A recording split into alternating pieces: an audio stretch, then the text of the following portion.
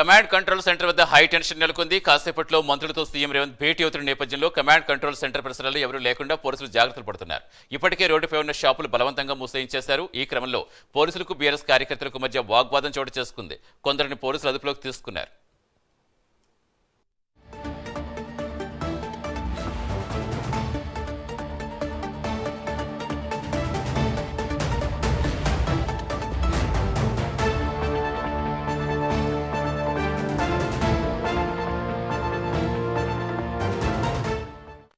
Command control centre వద్ద high tension నెలకొంది. ప్రస్తుత సమాచారం ఇచ్చేందుకు మా కరెస్పాండెంట్ చందు జనతర్. చందు, ప్రస్తుతం ఎలా ఉంది అక్కడ పరిస్థితి? బీఆర్ఎస్ నేతలు ఏం చెప్తున్నారు, పోలీసులు ఏమంటున్నారు?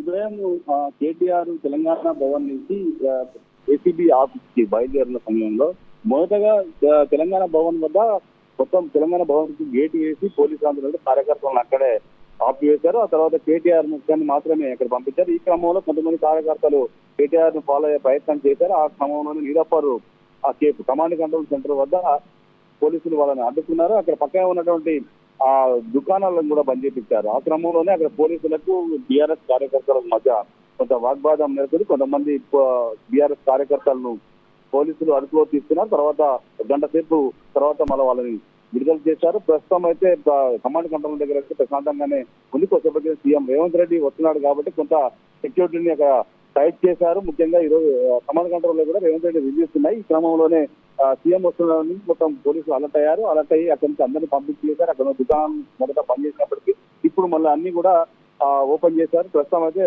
ప్రశాంతంగానే ఉంది. బీఆర్ఎస్ కార్యకర్తలు మాత్రం అటువైపు వెళ్ళకుండా పోలీసులు అయితే కట్టడి చేస్తున్నారు. Thank you Chandu.